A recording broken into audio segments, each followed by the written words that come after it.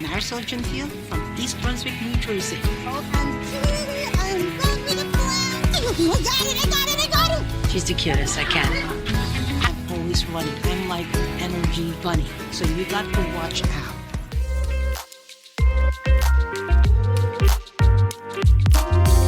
Welcome to the Eat Your Content podcast. I'm your host, Rich Herrera. This is your place for all things food and pop culture. Thank you for tuning in. Just a quick reminder to follow me on socials at Rich Herrera and at Eat Your Content on Instagram, TikTok, Facebook, and all of your regular social media feeds. And also to follow the podcast, Eat Your Content, on your podcast player of choice. And make sure to hit the like and subscribe button to know when new episodes are coming out. On today's episode, my next guest is a culinary powerhouse whose journey from Manila to New Jersey is nothing short of inspiring.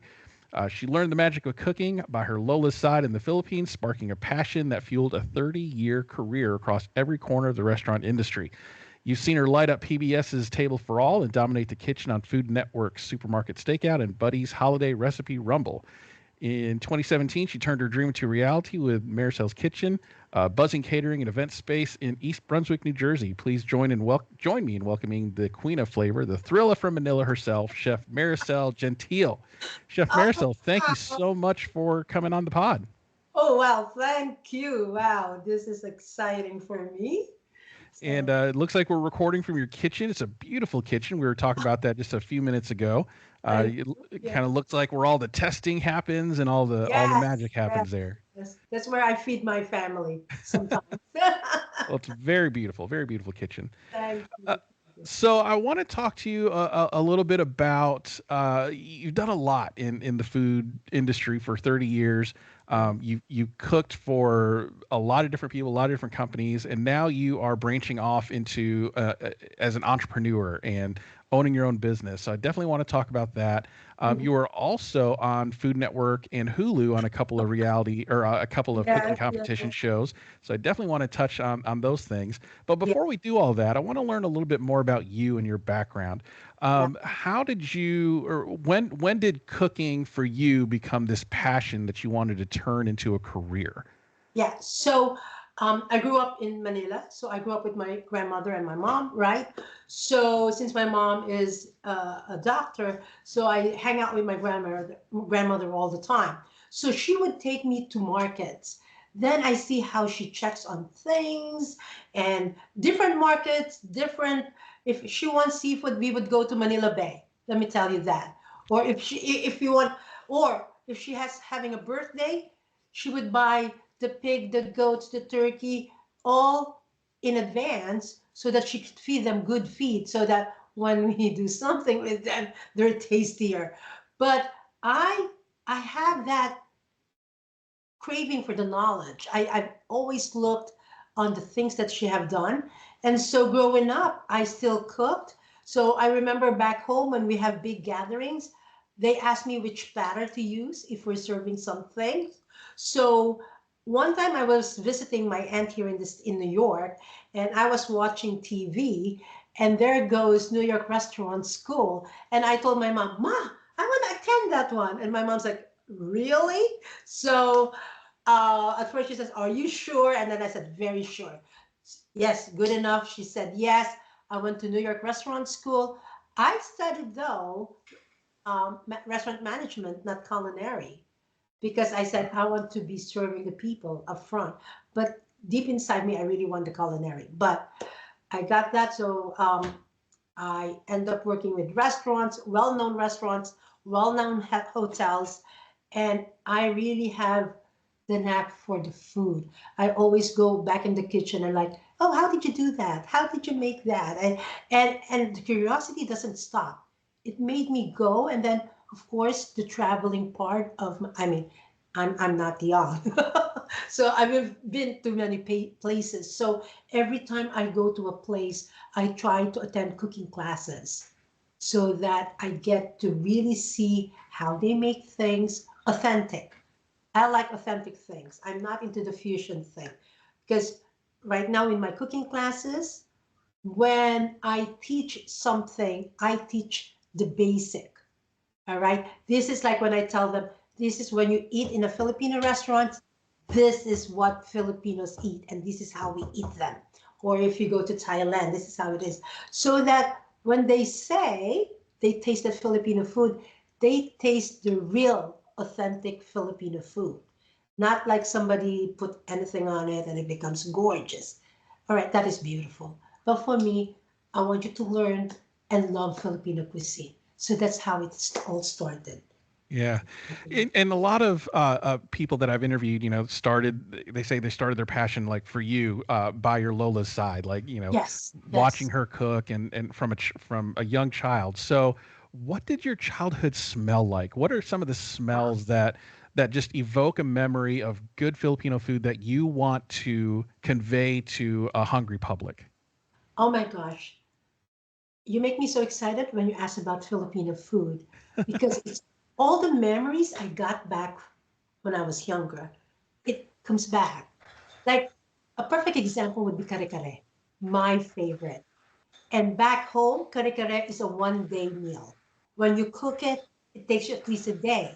So we have this stone grinder, which we put fresh peanuts, roasted peanuts, and we grind them and it becomes peanut butter. Wow. We have, we roast rice so that it becomes rice flour when we put it in there. So I've seen those steps. And my Lola, she doesn't have measuring cups, measuring spoons. It's all about feeling the food. It's all about the weight from on your palm. Yeah. And that's how I learned my cooking. It's visual, it's textural. And that's when, to this day, I would still be able to describe to you what my Lola, how she made this kind of food. Kind of like it's still in my tongue. I could still taste it. So I'm trying to duplicate that when I start cooking. So yeah, we love parties back home. So we are always making good food, a lot of food. We like to entertain. That I guess that's how Filipino hospitality came about, wherein Filipinos love to entertain, bring people and invite them to eat our food. So I think that's that. Yeah, and a lot of people have said Anthony Bourdain, I think, is one of the biggest proponents that said that Filipino food is a sleeping giant. It's the next big thing. And I'm fortunate enough to live in Jacksonville, Florida, where there's a lot of a big Filipino population in Jacksonville, Florida. So there's a lot of Filipino restaurants, but I haven't been so fortunate in cities that I lived in the past. Mhm. So when you hear things like Filipino food is like the next big thing, it's the sleeping giant of food of the culinary world. What does that come to mind for you in terms of how can we, because I'm Filipino too, how can we make our food as mainstream as our other Asian cousins, the Thai restaurants and Chinese and Japanese and those sort of things? Oh, that's a perfect question because when I opened my business, it all started on me saying, let me show what Filipino cuisine is all about. So that when people go out and say, where do you want to go out? Where do you want to eat? Filipino food is part of the choice, right? Right. So when Anthony Bourdain, well, first of all, I'm Kapampangan. I'm from Pampanga. So Anthony Bourdain went to Pampanga and actually tasted sisig. And Mm. that was his favorite food after that, sisig. And of course, I make a knockout sisig too. I'm Kapampangan, right? And of course, in addition, Gordon Ramsay was in the Philippines 2 weeks ago. Mm. And he himself was also Philippine cuisine is the biggest. I think right now, the Philippine cuisine is up here because there's a lot of good restaurants that are coming up. All right. Well, the Bear, right? Yeah. They featured the Filipino restaurant there. Yeah. I am so happy. Yay. Philippine cuisine, it's right there.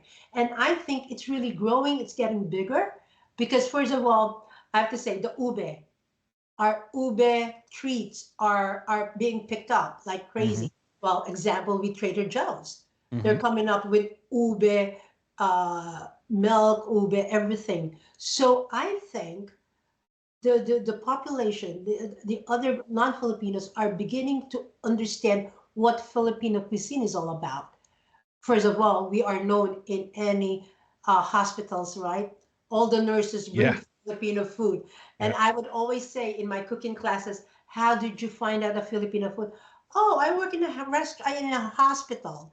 So this, when we have nurses, they all bring pancit, they bring lumpia, which is a good thing Hmm. because we're sharing what our cuisine is all about. But I think right now we're getting up there. People are noticing that Filipino food is awesome. And I tell you, I do chef's table, I do a menu tasting. I just had one even last Friday. People say, wow, this is Filipino food elevated. And I'm so proud because, wow, they're beginning to understand what our cuisine is all about. It's an amazing cuisine. So I'm so happy. It's getting Yeah, there. I was thrilled to because I love the bear watching that show, Mhm. and to see a Filipino like the first Michelin starred Filipino restaurant Yes, yes, being shown on the bear. And then, like we were talking about ube, purple really translates well on Instagram. It's very colorful, exactly. and it's so easy to integrate into other foods that a lot of people are saying that it's very photogenic. So I think a lot of people are picking it up on that. But yeah, I mean, sisig is one of my favorites too, and I love Anthony Bourdain when he's I'll eating send it. you sisig. Yeah, yeah, I'll send you my sisig or come to my cooking studio, please. I would love yeah. to experience Marisol's kitchen. Yes, I would love to come up next time I'm in that area of the country. I will definitely look you please, up and check it please. out. Yes. Um, so speaking of Maricel's Kitchen, so this is a recent venture for you. I think it was opened. I think the formation of it was earlier, but it actually officially opened what in January 24. Is that right? So I actually decided to do this in 2017. Yeah. And then so I quit my corporate job, thank God. And I started in my house, and then I started on a church, and then I rented a space where four chefs are renting it. It didn't work for me. I didn't have the right time for myself. So I ended up looking for another place, which I stayed for 5 years. But again, the business was growing and I needed bigger space. And now I'm so happy with my East Brunswick spot. It's big. It's we do a lot of corporate team building there, and it's so accessible to everything. So yeah, this the business have grown. So Yeah, so Maricel's Kitchen kind of originated in 2017 out of your house, started as a home-based business, expanded and grew, and then in finally in 24, January 24, you had your own space. So exactly. talk to me a little bit about, because like I said, you had a 30-year career working in corporate kitchens, working for other people, and then you Yeah. transitioned to working for yourself. What were some of the challenges you ran into coming from a job that had like a steady paycheck to now risking it and going out on your own and wondering, okay, if this doesn't work out, bad things might happen financially. What were some of those fears that you had, some of the challenges that you ran into, and how did you overcome those? Believe you me, there were like sleepless nights and like the Yeah. uh yes, it was a bit scary, but because I didn't want to ask people for funding my dreams. So Hmm. since I've already worked in the corporate job for a long time, so I've saved up money, and Hmm. my husband also was willing to help me out.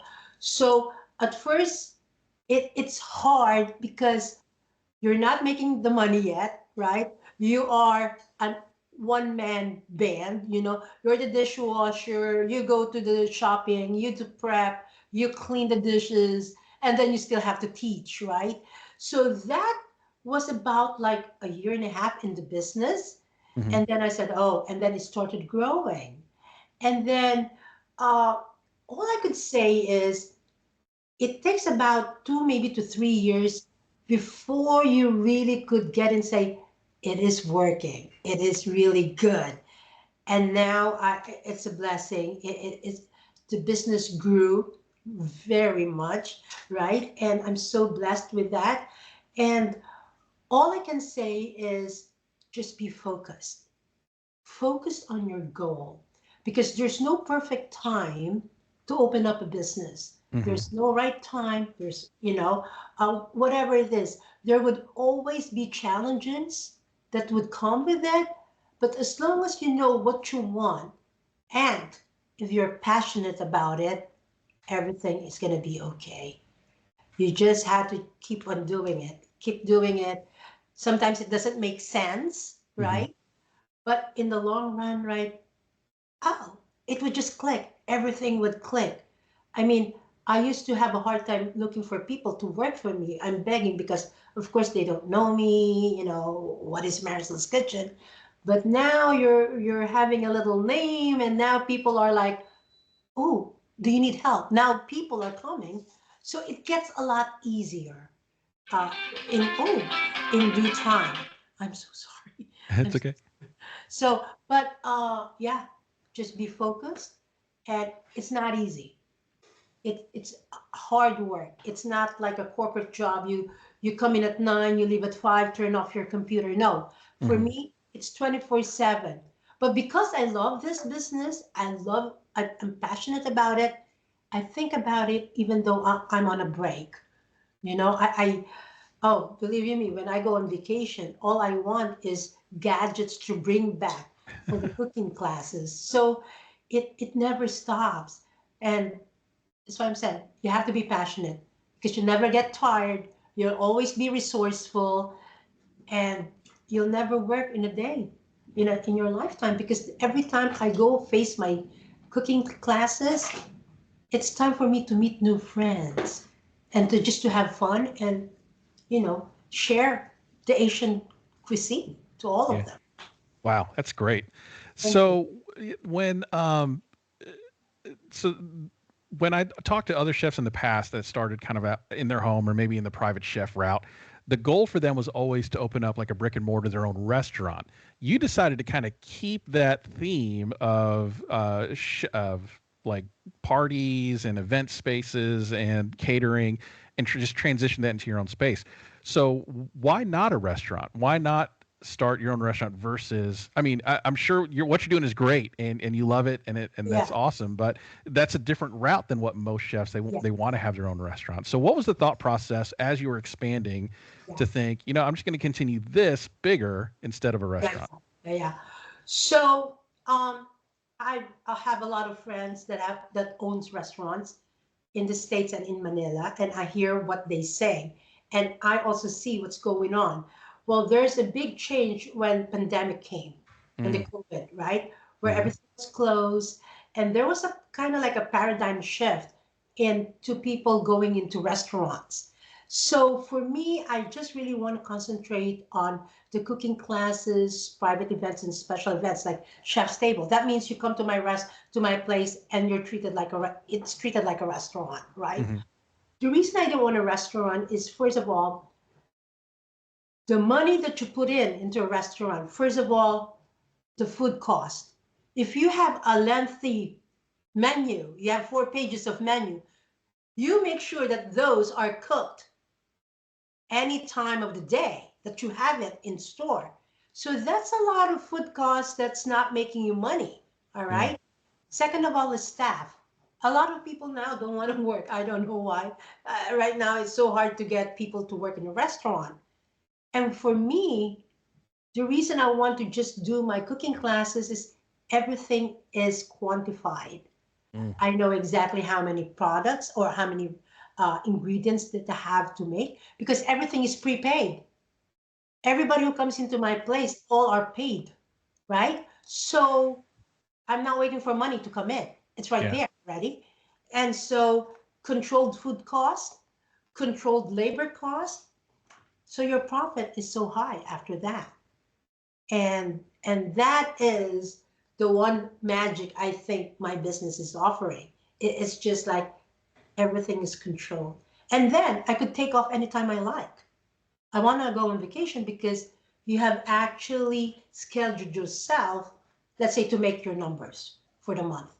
So as long as you're, consistent, it would be a profitable business. And I find my business more profitable. Just imagine one cooking class is it's a decent amount compared to a restaurant who will be asking for a $20 check. How many $20 do you need to to get Right. to just cover your food costs?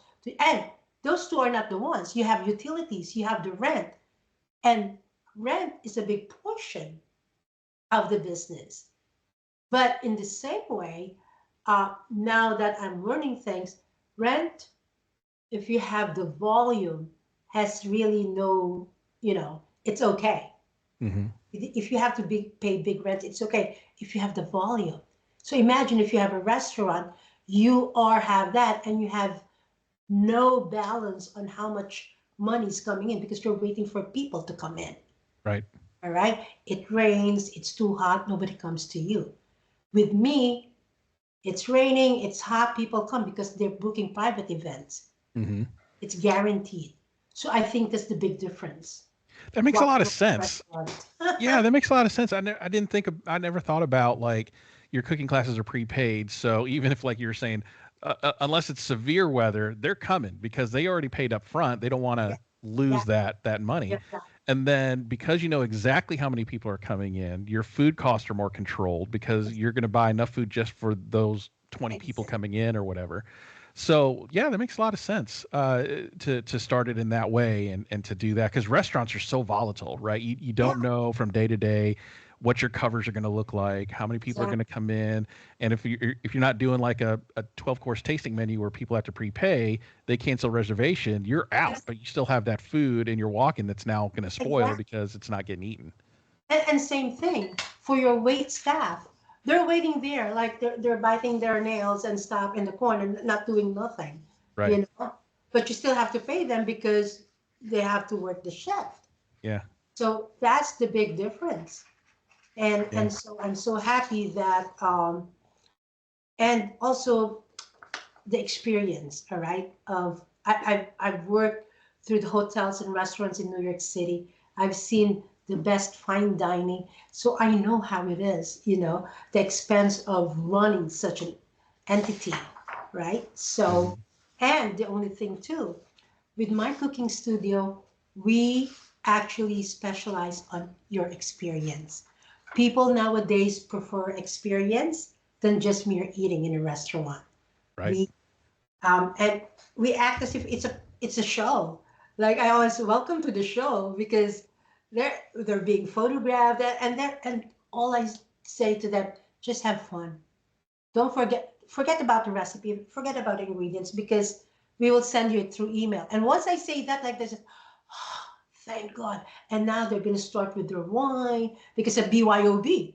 So Mm. they're so happy with that. So the concept I love and I'll stick to it. Yeah, no, I don't blame you. I mean, it's working for you. It makes sense for the way you're doing things. So yeah, keep that up. That sounds like a really smart idea. I want to talk about a little bit of what probably kind of helped your business. Obviously, didn't hurt it, but what probably helped it. You had a couple of appearances on national TV on Food Yeah. Network and on Hulu. So I do want to talk about that a little bit because my Oh podcast is boy. about food and pop culture, so food on Yeah. TV. Uh-huh. And so I definitely want to talk about those television appearances that you had. So you were on Supermarket Stakeout on Food Network, and you were also on Buddy's Holiday Recipe Rumble Yep. on Hulu. So first, how did those appearances come about? Did somebody come find you? Was it an open casting call? How did that work out? All right. So the first appearance I had was for PBS, Table for All. Yes. And that was a funny story because the producer called me and says, would you want to be uh, on TV with PBS? Yeah, I don't have time for that. I hang up on him because I Wow. always say it's a scam. So he called me 3 times and I was driving. I said, you know what? I was driving. I'm driving. So send me an email so I could read it when I get to my office. I read it and it says PBS producer. Like, oh my God, this is the real thing. So after I called him back, we clicked, and that's it. He says, you're part of it. So I got to be in PBS 2 times, 2 consecutive years. Hmm. So because I got friends with the host, Buki Alagbidi, who is an Emmy Award winner Hmm. of that show. But for the supermarket stakeout, I have to say the culprit is my husband because we get emails like JS castings for Food Network and stuff like that. I never believed in that. I said, who would take me? I'm just a little Filipino in East Brunswick. Who would thought of like getting me? So my husband secretly put my name in there, and he says to me, "You might. Did you get a call from from Food Network?" I said, "What? What the heck would they call me for?" And sure enough, after a week, they called me. I said, like, "What?" So that was funny because they want me to give them a video of a little excerpt of how I do things and how I talk. So I guess they would like to see if I'm photogenic or whatnot, whatever. A demo reel, essentially. A demo, yes, yes, yes. So I did that, and then I even said a part of the video, wait, I'm not ready. And I think my husband was took that and put it in part of it.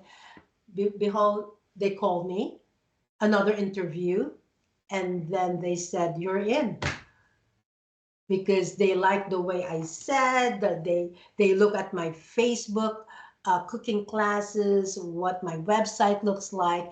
I guess they find me legit too. So they called me, and then January of last year, they flew me to Phoenix, Arizona, to do the shoot for Chef Alex Guarnaschelli. It was a Yeah, fun thing. yeah, It I was a watched fun it. thing. It looked like you had a great time. I mean, your personality shone through, obviously, in there. Alex Guarnaschelli took a liking to you, I think. Uh, but I do have some questions about the show itself. Yeah. The Supermarket Stakeout, if you're not familiar, for those that are listening, it takes place in the parking lot of a grocery store. They're not given a whole lot of ingredients. They have a small pantry, the chefs do. But the challenge is they have to approach these shoppers coming out of the grocery store, offer them money for whatever's in their cart, and then that's what they get to cook with. So there's 3 rounds of varying challenges, all all using the groceries from people that are coming out of the store. So the shoppers that are coming out of the store are are are these like real shoppers or are these show plants? Because No, you're no, no, no. The real shoppers, they really come. And let me tell you, it was nerve wracking because you may have the recipe in your brain, what you want to make, but what if it's not in the cart? Then whatever's in the cart, you're just gonna rearrange whatever you think, and it's like and then the time limit, 45 minutes between acquiring the groceries, run back and start cooking. So yeah, they're real people. They are like, oh, okay. So so their reactions of you coming up to them and saying, "Hey, I'll give you $100 for your groceries," are like, yeah, yeah, so that's like real reactions from them. real reaction. And if you would see the video, I said, "Here's the money. I don't care. Let me have it." Like I was just like, "Let me get going and let me get started." But it was such an awesome experience, and working with Chef Alex, she's a nice person. So I Yeah, enjoyed it.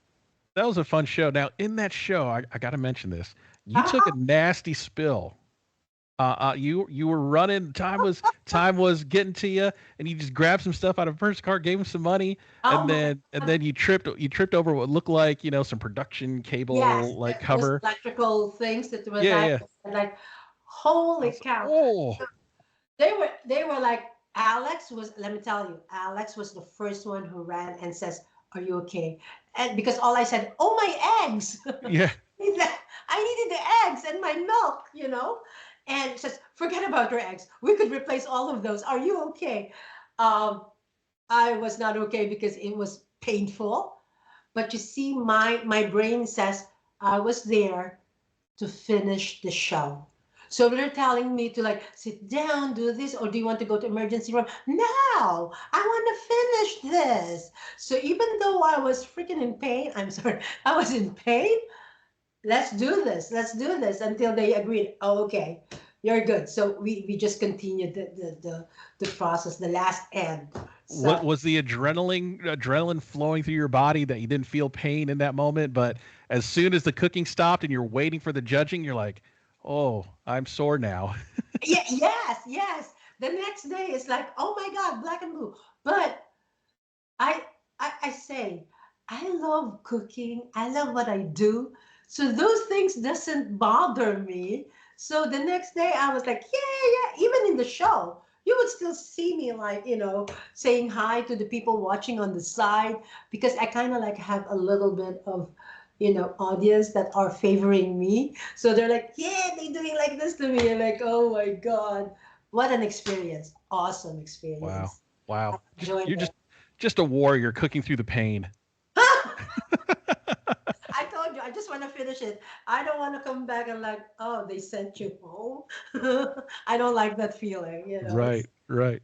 That Now, was good. ultimately, you did not win Supermarket Stakeout. I think the judges got hung up on your final course there with the cookies versus the fritter. Um, Yes. and Yeah. and and I, the lesson there, I think, is like just cook one thing because Yeah. you got judged on two. That's what Alex said to me. Don't give them choices. But I had so much time. Even though I fell, I still have time and I could do make more. And I'm Yeah. thinking like, yeah, they need to taste this thing in my brain. Like, okay. But they do love my cookie from Yeah, I scratch. think I think if not for the fritter, you might have won. I Yes. Yes. because that they love that cookie. Oh yeah. Yeah, yeah, yeah. So but you know what? It's okay.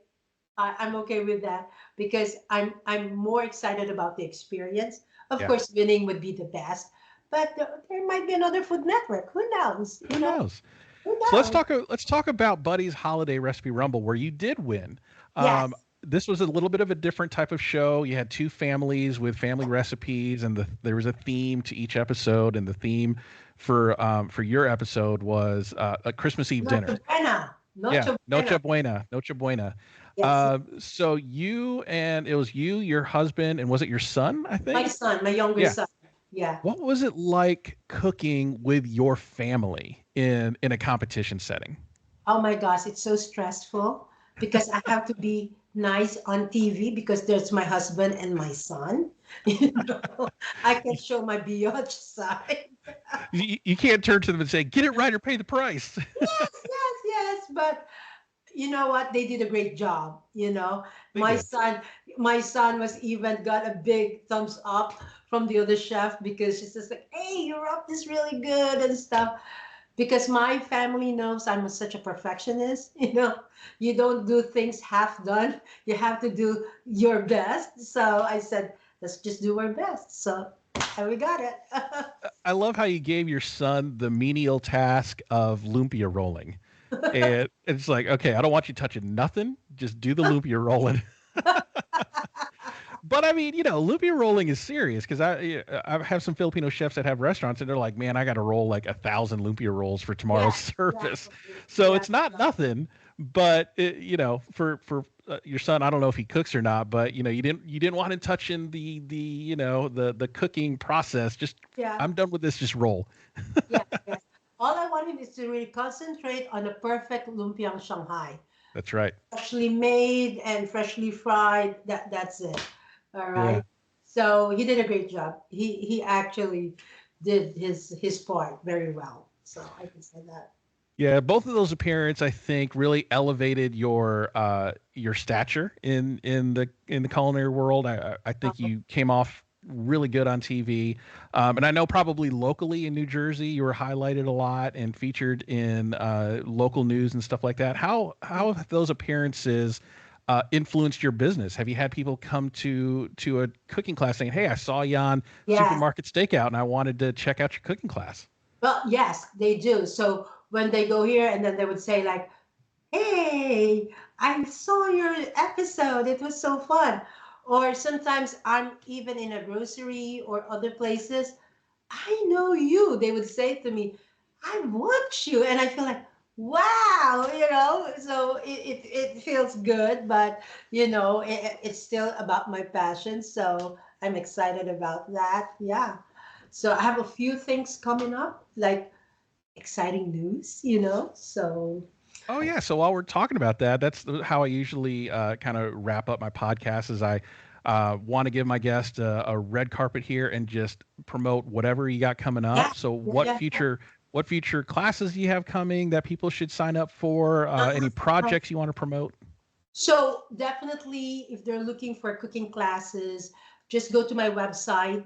All those classes are posted, and then of course I'm with Instagram, TikTok, and Facebook. But the best part is I'm producing my ever first cookbook Oh wow. of Simply Asian, and hopefully this would be out by um, April of this year. So we're going to be taking pre-orders soon. So this would be the cover of the book. It's a nice hardbound book. And then I just got notified that I was featured in She Wins magazine. Oh, congratulations. And this one is called Balancing Life and Leadership, Thriving at Work and at Home. Wow. So that's that. So that's the magazine in February. And then another magazine, Success Magazine. I was featured there to say how to turn your passion into a profitable business. So I talked about a portion of what we have talked a while ago. Sure. And that's that. I'm also the cooking studio is also featured on the magazines for travelers. So when you go off on a, how do you call that? Stop when you're driving, and those magazines. So Visit NJ. So we were there. So it's posted a culinary destination for Maricel's Kitchen. So Nice. you'll see that's there too. So it's getting really busy. I'm so happy. It's crazy. Like tonight, I have a big ramen class of 20 people. So we're That's excited. fantastic. Yeah. That's fantastic. So what's the handles on social that people can follow you? Maricel's Kitchen USA. Okay. And yeah, so the website has it, Facebook has it. So yeah, and I think I'm one of the top, when you Google it, that top cooking studio, and it's going to be maricelskitchen.com. Maricel'sKitchen.com. Yes. Cool. Excellent. Excellent. So if you're in the East Brunswick, New Jersey area and you're looking for a fun experience for you and your friends to do, definitely check out Maricel's Kitchen for some cooking classes and sign up for those. I'm sure it's a ton of fun. I definitely want to check it out the next time I'm in New Jersey. Chef Maricel, thank you so much for your time. I appreciate you having. We had some tech issues at the beginning, but we powered through just like you did on Supermarket Stakeout there. we powered through and we made it happen. And thank you so much. I had so much fun doing this. Excellent. All right. Thank All you right. so much. Thank you so much. And folks, don't forget to like and subscribe at Eat Your Content and at Rich Herrera, and follow on your podcast player of choice. Leave a review if you liked what you heard. Chef Maricel, again, thank you for your time. Thank you. You too.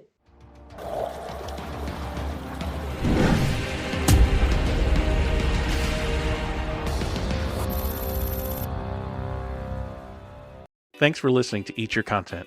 If you like what you hear, please consider supporting the podcast through my merch store on TeePublic. Get great quality items like t-shirts, hats, mugs, and more, all sporting the vibrant Eat Your Content logo. Go to teepublic.com/user/eatyourcontent for more great items, and thanks for your support.